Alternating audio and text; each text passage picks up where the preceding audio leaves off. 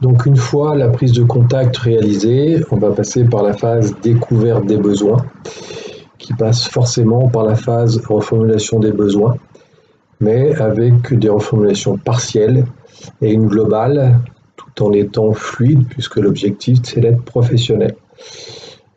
La découverte des besoins, donc avec la méthode TTECS.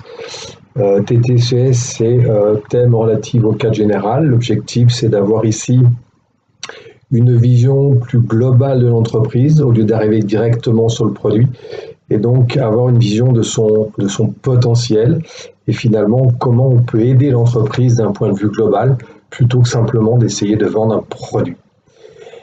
Ensuite, bien sûr, on arrive sur thème sur la problématique, c'est-à-dire contexte plus précis, c'est le produit ou service, avec les souhaits d'évolution, de changement, de résultats nouveaux. Bien entendu, la notion de critères de choix et de motivation. Critères de choix, ce sont des critères de choix, on va dire professionnels, liés aux produits, aux services et aux fournisseurs. Et motivation, c'est plus lié à l'individu en lui-même, donc personnel. Donc forcément lié au SONCAS par exemple, et solution projection sur l'avenir, c'est deux choses. La première chose, c'est lui-même a-t-il envisagé des solutions, et vous-même en tant que commercial, c'est essayer de le projeter sur l'avenir pour voir effectivement qu'est-ce qu'il peut avoir envisagé ou qu'est-ce qu'il peut imaginer comme solution. Bien entendu, ces phases-là passent.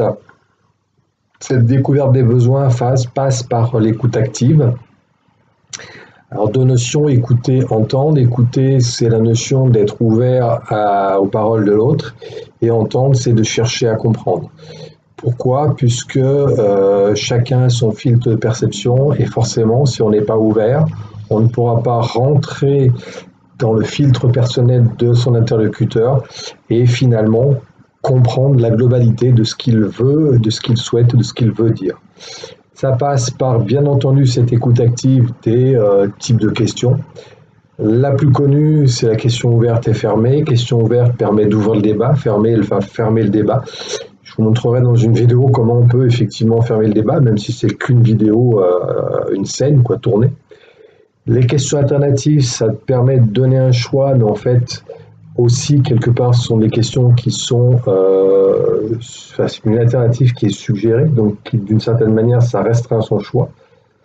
Mais, en tout cas, ça donne l'impression à l'interlocuteur qu'il a plusieurs alternatives, qu'il a le choix quelque part.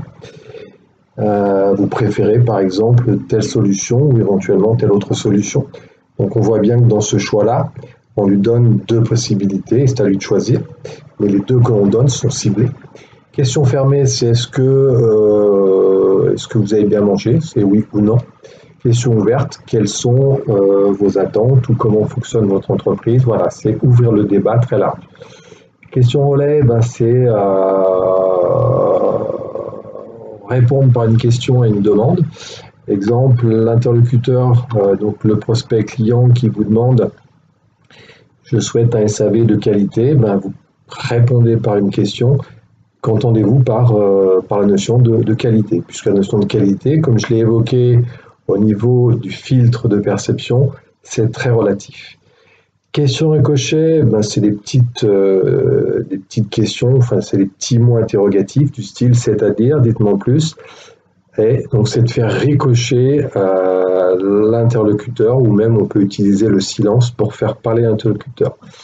Du style, ici, qu'entendez-vous par je souhaite un SAV de qualité. Vous auriez très bien pu faire aussi une question ricochet, c'est-à-dire, voilà, pour faire parler l'interlocuteur. C'est vraiment le grand objectif. Question suggestive, c'est suggérer une réponse dans la question. Que pensez-vous si je vais répéter, redonner une solution. Donc la question suggestive, exemple, il fait chaud, vous êtes en train de vendre des véhicules ou un véhicule pour une flotte de commerciaux. Donc la question suggestive, vos commerciaux, donc ils vont en été voir les clients Et l'intérêt, c'est d'être toujours frais et dispo. Que pensez-vous finalement de mettre la climatisation automatique pour tous les véhicules de vos commerciaux? Donc voilà, on voit bien ici que dans la question, il y a la suggestion de la climatisation en fonction d'un contexte. Question conditionnelle, c'est plus pour essayer de terminer. Si je vous apporte telle solution ou tel élément lié au SAV, est-ce que ça veut dire qu'on peut aujourd'hui devenir partenaire? Donc voilà, c'est quelque part, on conditionne une question à quelque part une vente, ou en tout cas une conclusion. Question miroir, c'est répéter avec interrogation quelque chose qui est absolument, des propos de l'interlocuteur qui ne sont pas très cohérents, du style vous me dites donc que mes confrères font des prix sur les mêmes produits à moins 30%. C'est ce que vous êtes en train de me dire. Là, vous lui posez, vous suggérez dans la question miroir comme quoi ce qu'il a dit est totalement incohérent. Et après, bien sûr, vous argumentez. Question de projection, c'est-à-dire vous allez le projeter sur l'avenir. Avez-vous déjà envisagé des solutions ou, autre possibilité, la société et votre marché évoluent de telle façon. Comment avez-vous envisagé l'évolution de votre fonctionnement, de votre organisation? Donc on voit bien ici que vous le projetez beaucoup dans l'avenir et suite à cette projection, vous allez pouvoir amener des solutions. Ensuite, il y a la notion de besoin conscient et inconscient. Conscient, eh bien, c'est, l'acheteur a conscience de ce qu'il a et de ce qu'il veut.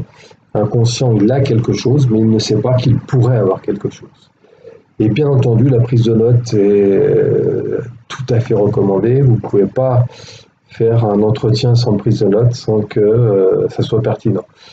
Bien sûr, vous n'allez pas demander si vous pouvez prendre des notes, ça c'est vraiment trop scolaire. Ça ne se fait pas du tout, parce que c'est évident.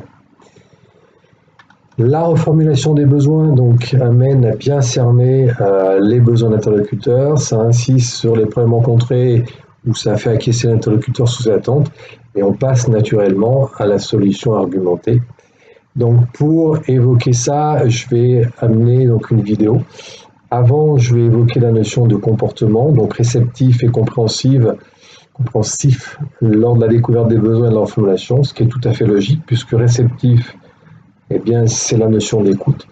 Compréhensif, c'est rentrer en compréhension de l'attente du client, donc c'est-à-dire en empathie par rapport à ses attentes, ses problématiques, ce qu'il a vis-à-vis de nos confrères, etc., etc. Voilà, donc je laisse ça en avant et voilà, je vous remercie et je vous souhaite une très bonne lecture de ce tuto.